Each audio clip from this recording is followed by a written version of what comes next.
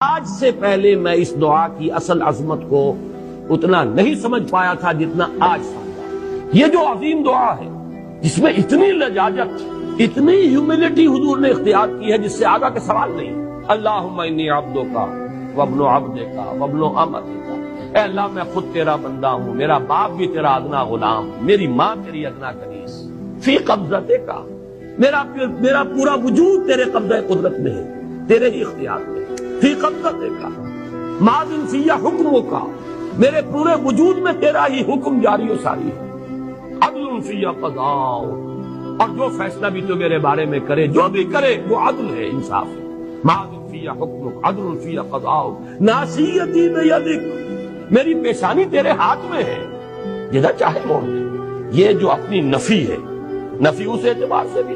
اپنی انانیت کی نفی، انی عبدک وابن عبدک وابن امتک،